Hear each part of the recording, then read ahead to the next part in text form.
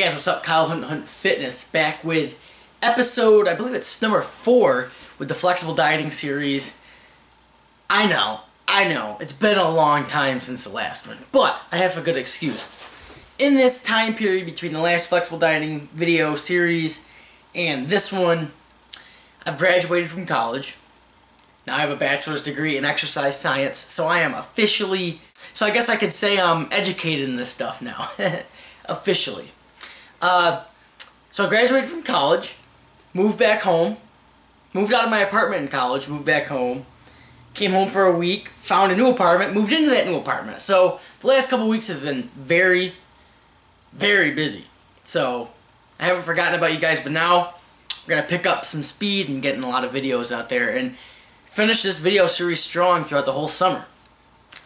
Before we begin, did you like that fucking intro? Kenny Gonzalez. If you guys have any graphic design needs or anything like that, Kenny's the man. I always put he does all my intro stuff, all my graphic work. I always put a link to his graphics channel in the description box. So if you need anything done for your channel or a website, a Facebook page, if you want a cool little banner or anything like that, or to promote anything, he'll hook you up. So get a hold of Kenny G. Alright, so the topic today, meal timing. I'm not going to talk a lot about it because I don't think there really needs to be a lot discussed, but here's the thing. I've got a couple points I want to make. One, the most important aspect throughout this whole series is going to come to the forefront here.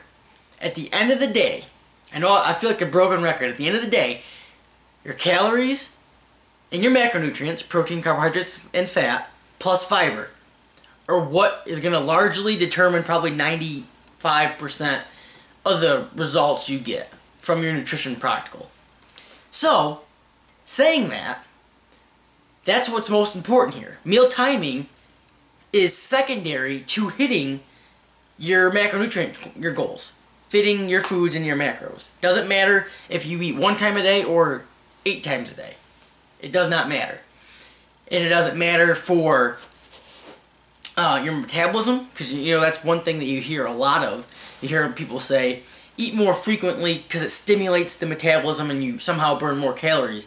And normally the, I guess, explanation would be people talk about the thermic effect of feeding, or the metabolism's effect from the food you ate, and somehow linking that to eating more frequently somehow stimulates your metabolism. But it's not true. That's just hasn't been shown. Hasn't been shown in literature. Basically, what has been shown is the total amount of calories and macronutrient breakdown determines the thermic effect of feeding. So it doesn't matter how many meals you eat. It's just how much of it you eat, and that's what's largely going to determine the metabolic effect of the food. So another thing is, I think that kind of came about because when you do get accustomed to eating more frequently, you get hungry more frequently. So there starts to be a correlation between hunger and metabolism, but correlation does not equal causation, and there isn't a really direct connection there. So that's that. Second point. People will say you need to eat more frequently because you can only absorb so much protein in one sitting, whatever a sitting is. So by breaking up your meals into these little tiny meals throughout the whole day, your body's better able to assimilate or absorb the protein throughout the day. Again, that statement's false. You can absorb, think of the word absorb, basically an unlimited amount of protein. If you can sit down and eat 200 grams of protein, you'll absorb it all. It'll just take a long time.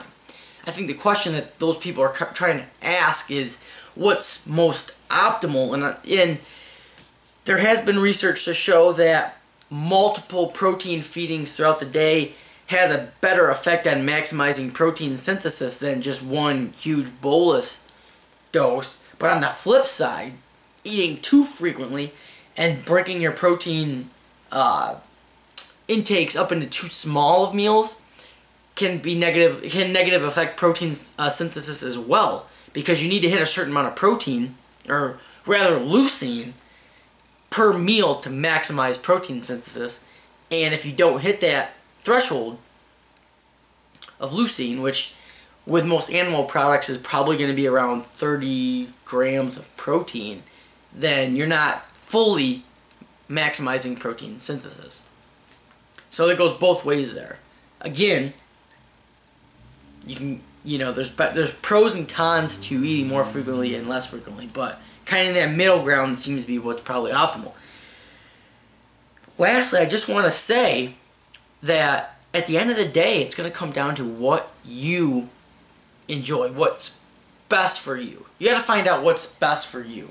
And that could be, maybe you enjoy eating more frequently. Maybe you want to go the intermittent fasting route and fast for 14 hours a day or 16 hours a day and then get all your meals in at nighttime or whatever.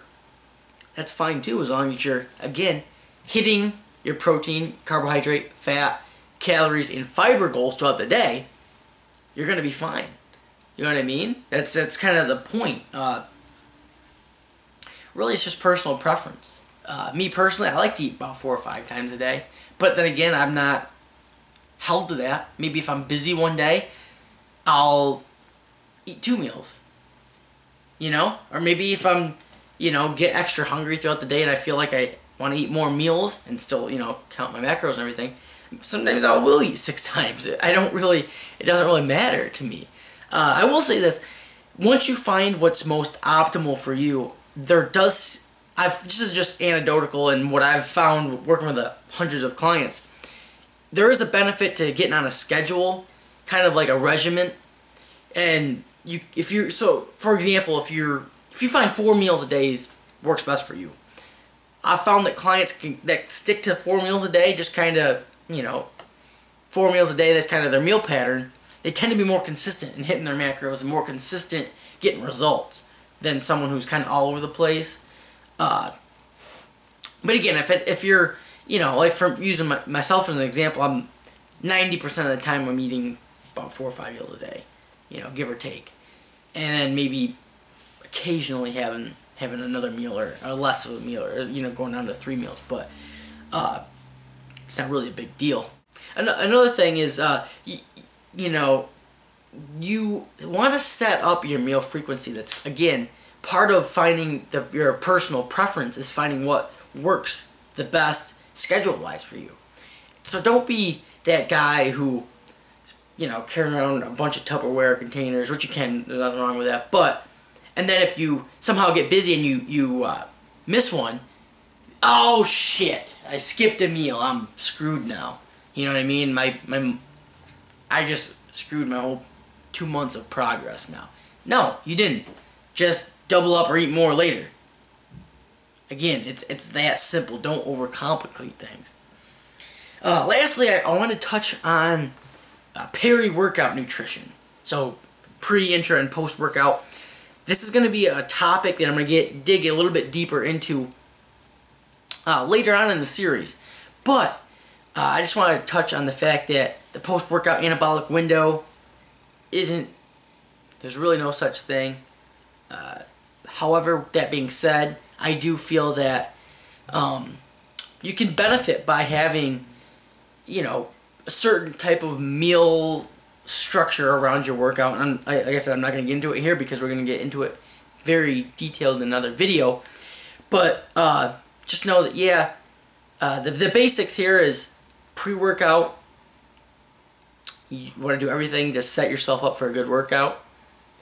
Whether that means having a meal an hour before, 2 hours before, 3 hours before, or fasting beforehand, whatever. That's not what I like, but that might be what you prefer.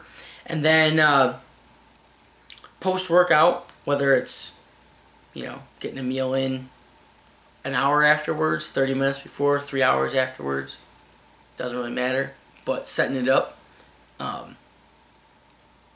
like that.